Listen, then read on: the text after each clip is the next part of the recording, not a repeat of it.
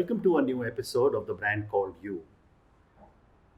Today we have a very experienced human resources manager, Rajneesh Singh. Rajneesh, welcome to the show. Thank you. Rajneesh is a postgraduate from XISS Ranchi. He has 31 years experience with iShirt, Gillette, Vodafone, Oberoi's, and Network 18. And he's currently the managing partner of SimplyHR Solutions since 2011. SimplyHR, the t-shirt that he's also wearing, has been recognized several times by prominent publications. Rajneesh, tell us something about some of the significant moments of your professional journey. Well, it's been about 3 decades plus now that one has been working. And I think one has been very fortunate to have worked with some very good brands during this course of the whole career that I had. And I think also the one very interesting thing that one went through was also to get exposed to different industries. I think I started in consulting, went into manufacturing, got into automobiles, then went into telecom, hospitality, and the last one was media. So I think the entire professional journey itself has been very rich. And I think because one got exposed to different industries, that's coming handy now when you're on your own. I think that exposure has been really helpful. I think out of my professional journey, probably 3 organizations would really stand out, where one really did some interesting work, which was, of course, iShirt, which is where my whole grounding for IR and HR happened. And then, of course, Gillette, which was again a very good 2 stints that I had there.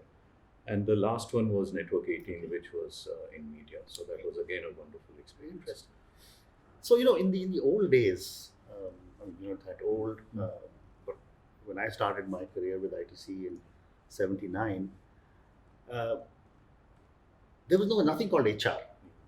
There was a personnel manager. Absolutely. And there was an industrial relations manager.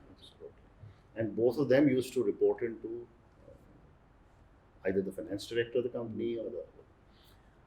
And today, HR has assumed a very significant role in every organization. Absolutely. What has really changed in the last 3 decades? So I think, and again, if I really fall back on my journey, been very fortunate to have seen this transition firsthand. I think there was a time when the manufacturing sector was the predominant employer, and because of the nature of the work, I think IR used to play a significant role, and then there was personnel, which was more about very administrative jobs that would typically happen. But I think the transition also started happening in manufacturing itself, where some of the very well-known companies started embarking and doing some really remarkable work in the space of IR. And I think IR started taking shape of a very different outlook altogether. And I think that's where HR started coming into play. And it was not late before HR became the center player. And it's not that IR has gone away. I think IR still continues to be equally important. Yeah. But I think with the service industry taking over, the new tech companies taking over these sectors, predominantly white-collared organizations, I think that is where HR has now become a very important player. And at the same time, I'm beginning to see that the HR head, or now the CHR, or the Chief Human Resources Officer, has become a very critical part of the CXO team. Absolutely. And almost like a confidant of the CEO. Absolutely. Why has this happened, or what is happening here? So I think for the way I look at it, I think organizations is all about people. And I think that realization, if it dawns upon the leadership, I think they really realize the importance of having a lot of focus on people. And I think that is where probably HR has come to play a very significant role, right next to the CFO perhaps. So I at times see and also advise a lot of entrepreneurs that, look at your finance practices and look at your people practices. I think those are the 2 building blocks for a great organization if that is what you're aspiring for. So I think HR to that extent, and increasingly it is being known now as chief people officer, you know. So even the human resource is taking up a different shape and it's becoming all the more pervasive. So I think more and more, I think the kind of times that we are looking forward to, I think HR will be really playing a large role, in fact, in impacting the companies. Yeah. Well, it's becoming far more pervasive. Absolutely. As a skill. Absolutely. Across multiple things, rather than in the old days. Absolutely. Prominence was at the time of increments and promotions. So that was the only time when people would remember HR. Yeah. But I think today it's almost like a day-to-day affair, and Right. I think the impact runs much deeper. Interesting. So let's talk about your company, SimplyHR. You know, what is the scope of services that you offer through SimplyHR? So we started in January 2011, and we started off as a HR outsource firm, purely realizing that the whole two segments that were undergoing change were, one, a lot of startups coming up, number two, a lot of transformation happening in SMEs.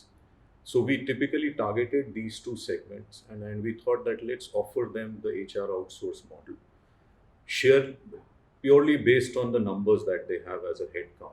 That okay, this is the team size, you don't need a full-time HR person, probably somebody coming in once in a while should be good enough. So I think we started off like that, and very soon realized that if this engagement has to take shape and go scale, we felt that technology needs to come into a big play, and that is where we started then investing in technology, and we hired a lot of techies, and we started developing a platform of our own, and that is where then we got into HR technology in a big way.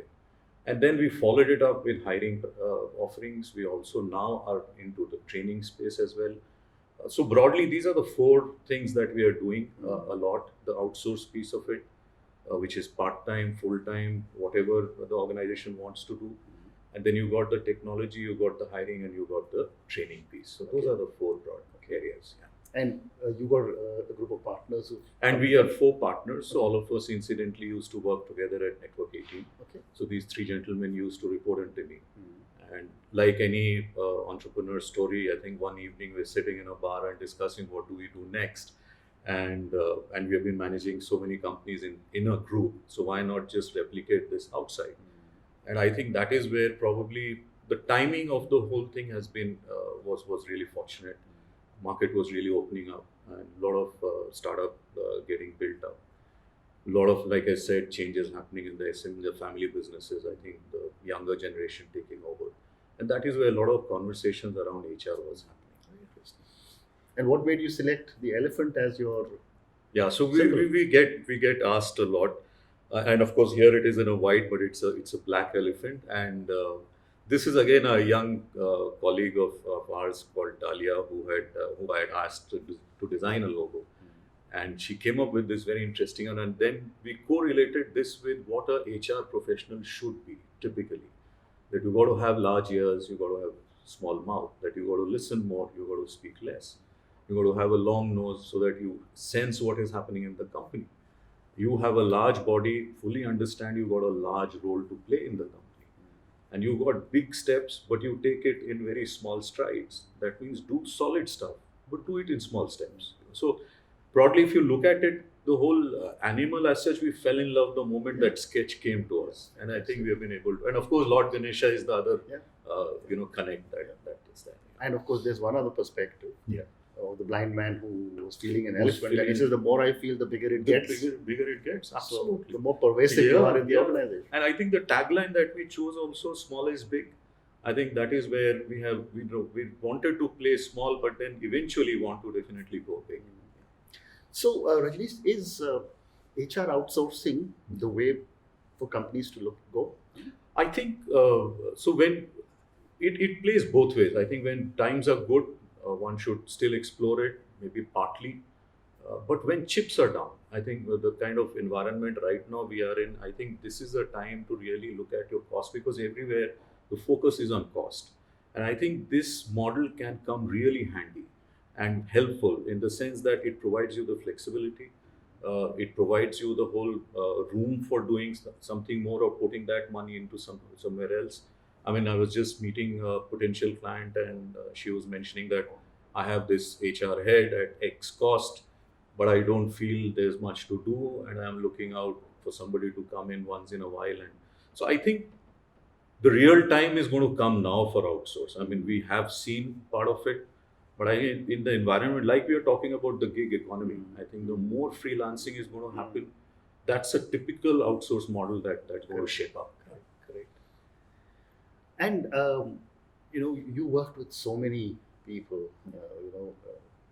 The proverbial alphabet soup: Gen X, Gen Y, Gen Z, now millennials. Yeah.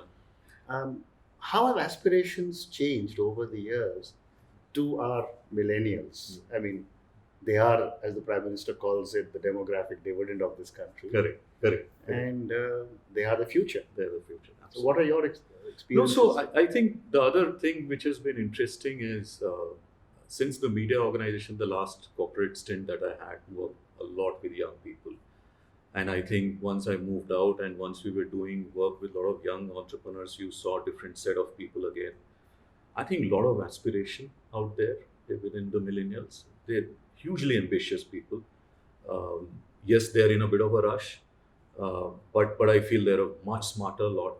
I think when we talk about a knowledge era, I think we are typically now seeing the real bunch of real knowledge workforce. I mean, why would big organizations be getting created at the age of 25, 27? Because there is a wealth of depth that is there with this. So I honestly really welcome the way this generation is really looking at. Yes, people do have differences on different views on that, but I've found them very, very smart. And I think if you just channelize their energy, I think they can do wonders. And the converse question to all the millennials is that are the older generations or the older people adapting fast enough to them? Or do you see a civilizational conflict evolving? I think though, folks like us, I mean, look, if I am there and if I am running a company I'm now, older than you. yeah, I know. And I think if you're running a company today and you've got a young bunch of people working with you, I think it's very important for us, people like us, to let go some of our habits. I think it's very, very important. For instance, if I run if I have an office today, right, the whole environment today is about an open office environment. So if you come to SimplyHR, you will almost feel you're in a tech company where there are long tables out there. There are no cabins. If the cabins are there, it's like a meeting room. So we have been very conscious as an employer also that be like them. I think that's more important. They like openness. They like transparency.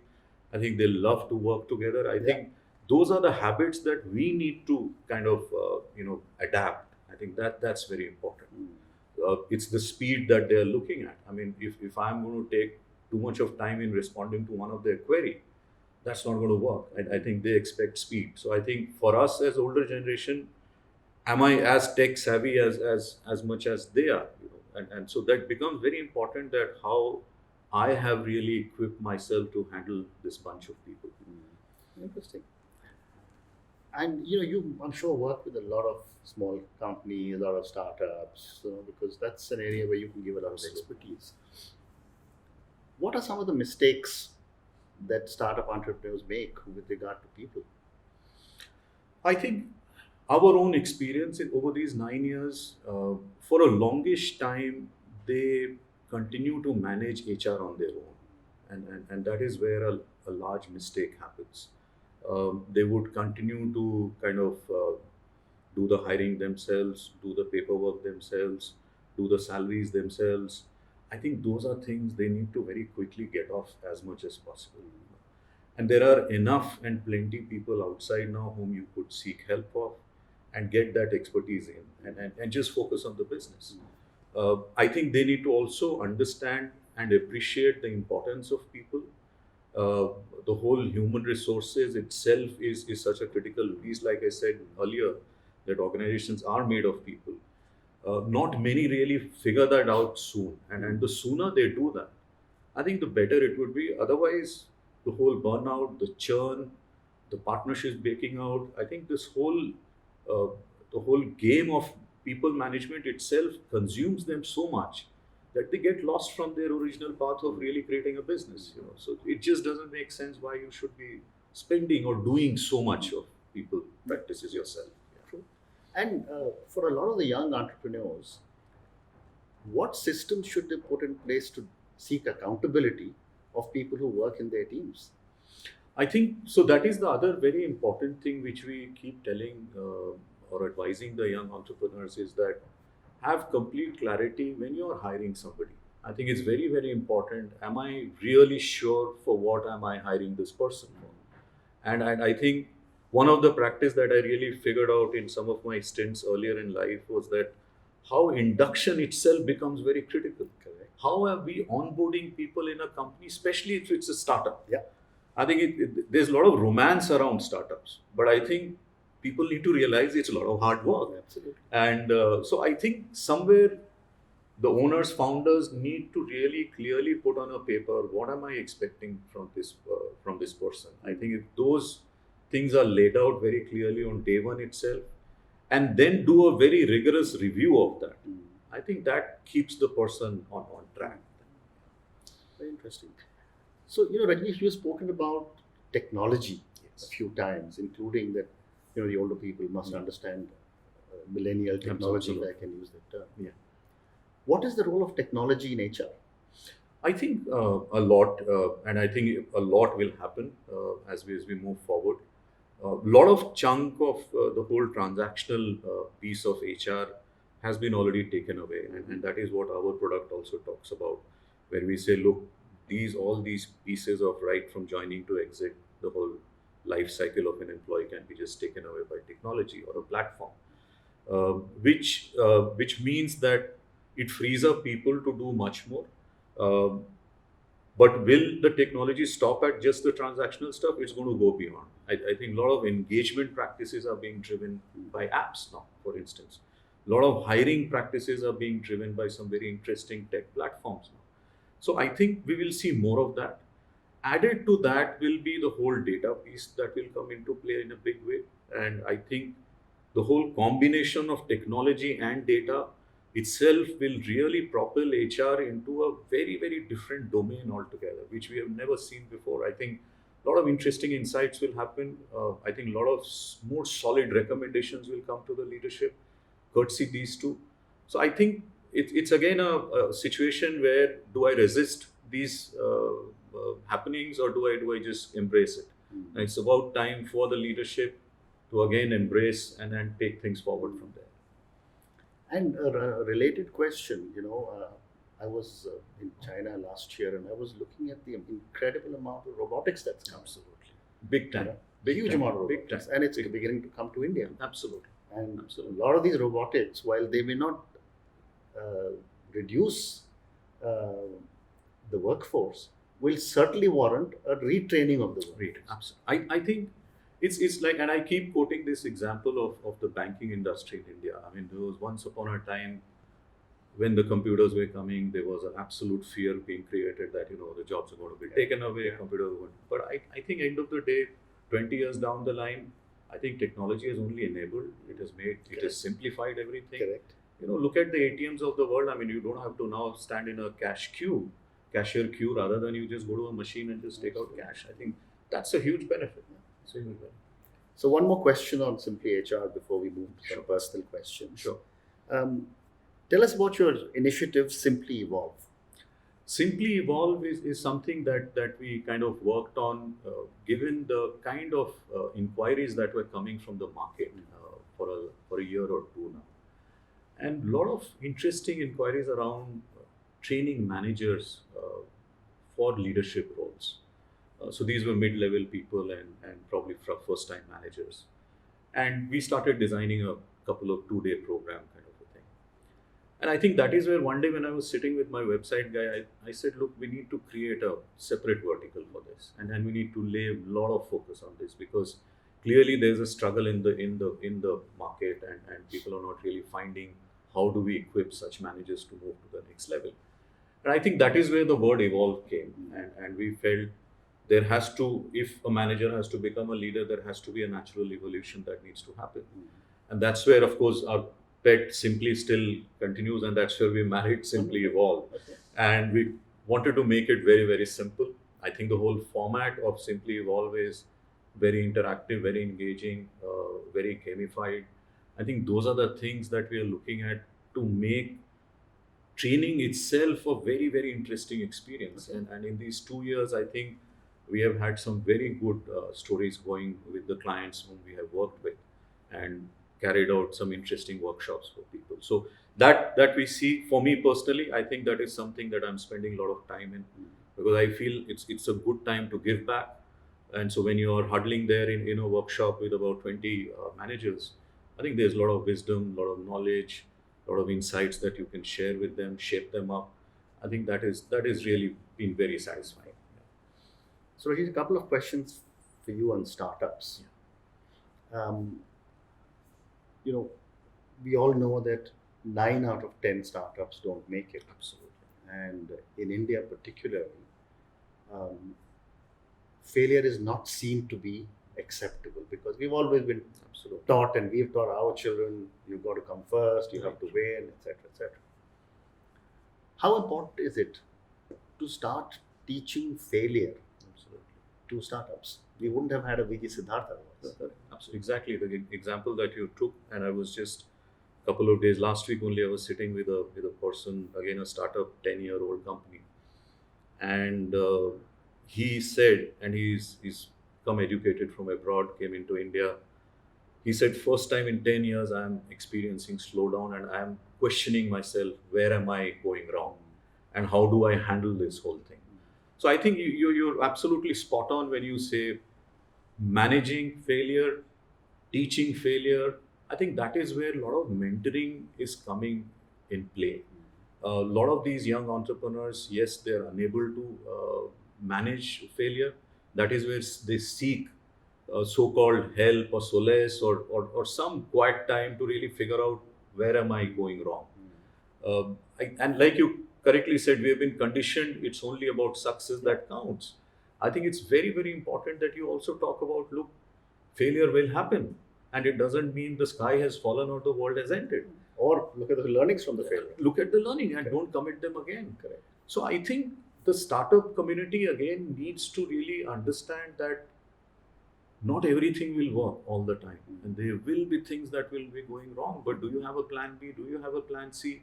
I think if you're well equipped to manage or handle failure, I'm sure you will be able to make your way. And at the same time, another thing that is evolving, speaking to somebody, and we've done a couple of interviews and I've done some writings on it, on this whole subject of entrepreneurial depression. Oh yes, big time. I think depression itself, I was reading somewhere again that it's one of the upcoming most prevalent disease which is there, where I may not even know I'm suffering from depression, because it's so difficult to diagnose. But there are very clear indications that a lot of people are undergoing depression in a typical entrepreneurship situation.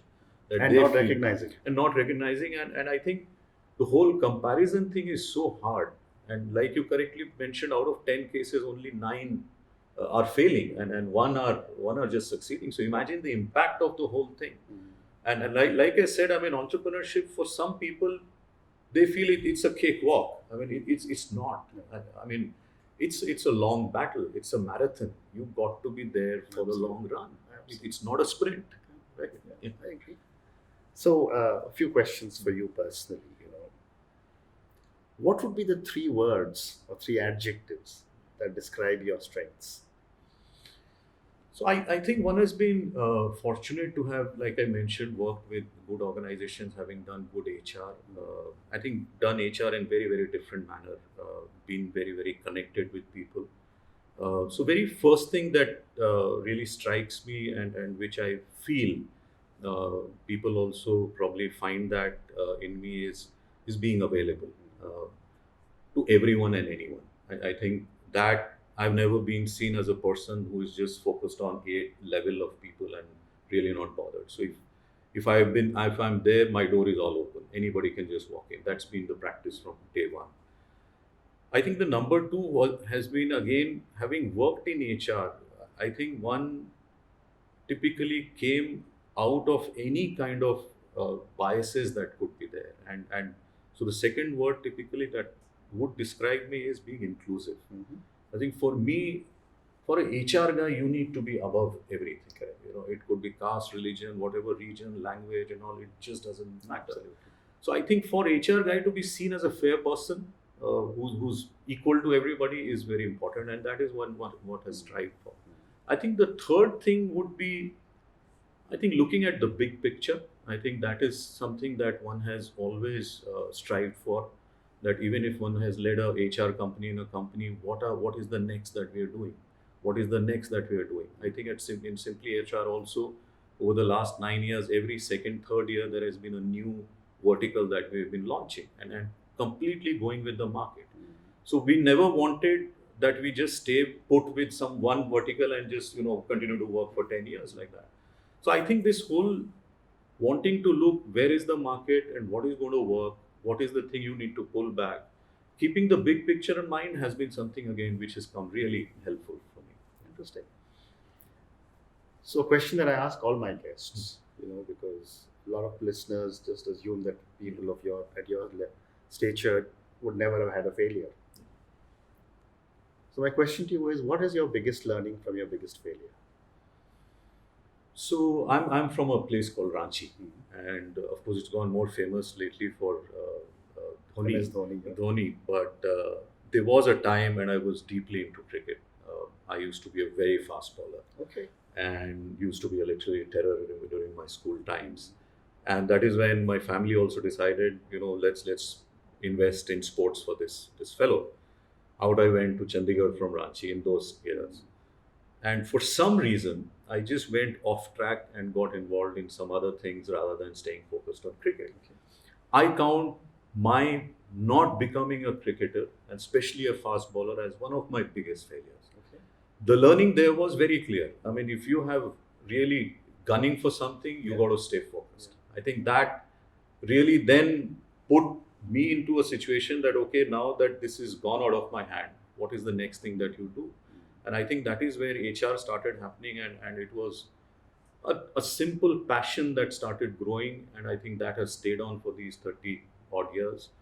And I think one has enjoyed doing what one is doing right now. Well, I can imagine Indian cricket has lost.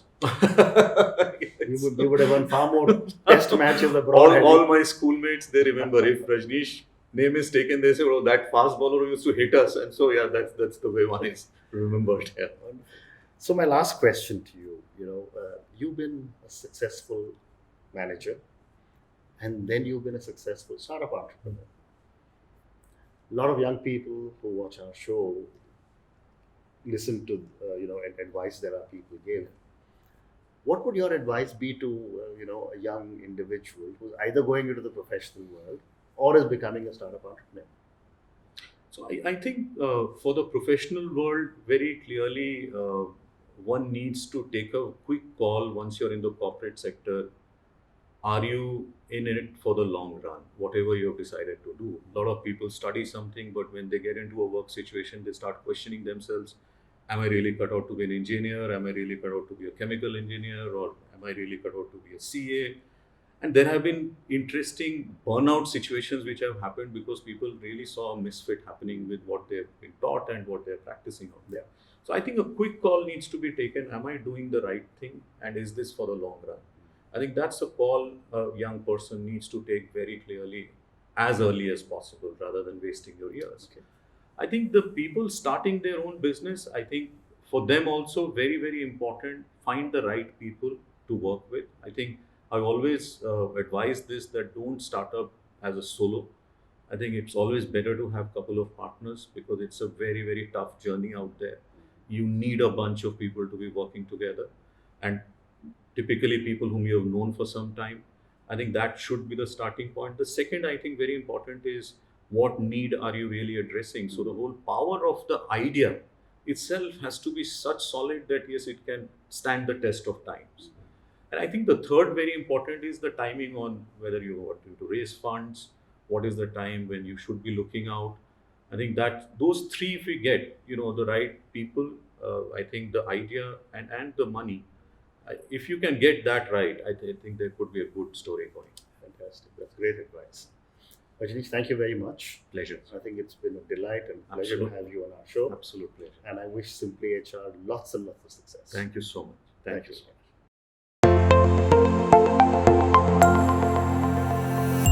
Thank you for listening to the Brand Called You podcast. Be sure to visit tbcy.in to join the conversation, access show notes, and discover fantastic bonus content. You can follow us on YouTube, Twitter, Facebook, and Instagram. Simply search for the Brand Called You. Thank you and see you next week.